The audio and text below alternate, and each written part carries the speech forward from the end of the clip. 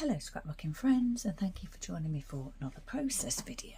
So today I am documenting my nephew, his fiance and their baby Charlie, my great nephew, at their recent visit to a pumpkin patch. So I've asked them if it's okay to scrapbook him on here, and they said it is, so here we go.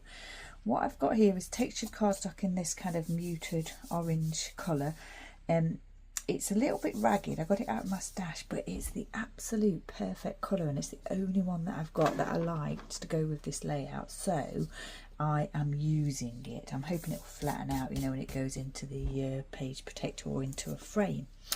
So then I've adhered to that some of that tissue paper from the range, this packet here, and I've used tape to tape it down, and I've also stapled it in place. Staples for texture and embellishment, and also because they secure things better. I like to do that for both reasons. I like to use staples for both reasons. I like the aesthetic, and I like the fact that it makes the layout more durable. I've got one of those little pumpkins shapes again from the fall collection, wood shapes from the range, and I've sprayed it with Dilutions ink spray. This one in melted chocolate it's called, and there's very little in there now. There's not much in there at all. I've had it a very long time. And then I've used Spray and Sparkle gold glitter to seal that. I didn't particularly want to do that. I liked it as it was without the sparkle, but it was, I could feel the ink coming off when I touched it, so I wanted to seal it properly. And actually now I've done it, I really like the effect. The actual brown colour did seem to have a little bit of a glimmer to it, but this is even better. So I've got that piece. I've got these three little floral embellishments from my stash, that these were gifted to me, so I don't know where they came from.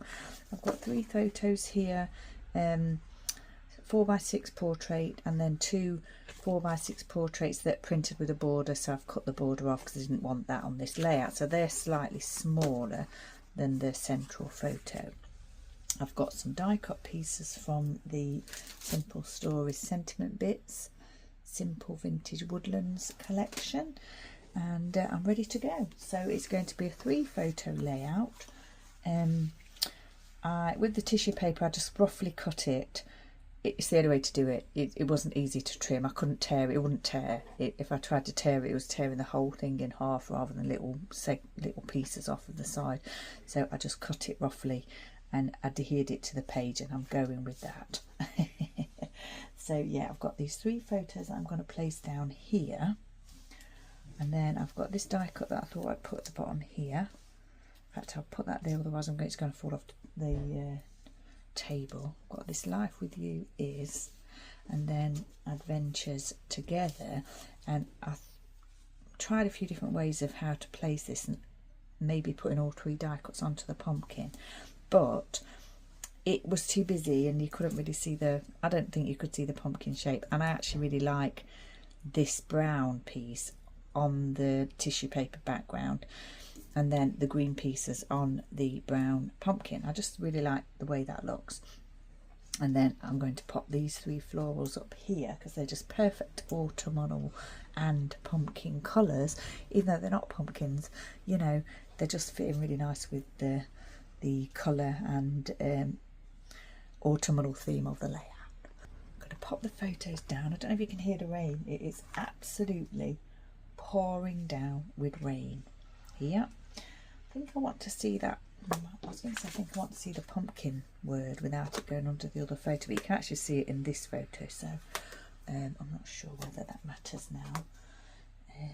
Let's see, shall we?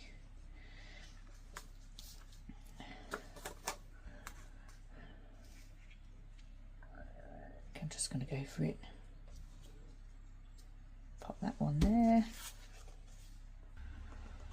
Pop this one down here. I'm not going to do any journaling on this page, I don't think, because I'll be doing several other pages about it. and I don't have the information yet. I'm waiting for it. But what I'll probably do is write along the bottom here where they were, and I'll add the date once I've got the date. Pretty sure it might have only been yesterday, but yeah, I'll do all that later. Now then, how do we want this one to go?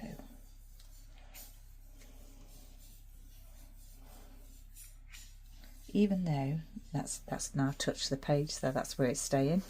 Tissue paper's not coming up.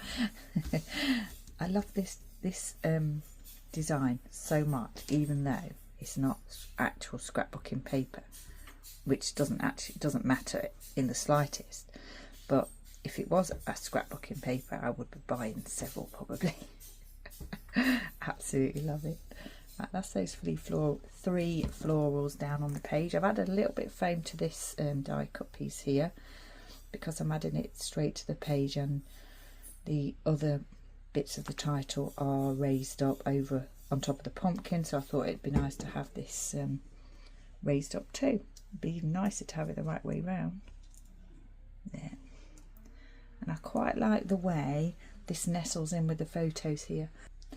So yeah, and so it's kind of like a L-shaped design, I suppose, with a filled corner. Now, if you're new around here, you may not know that I'm rather fond of a filled corner on a layout, and I don't think I even knew I was aware of that until my lovely friend Moira O'Reilly pointed it out to me one time.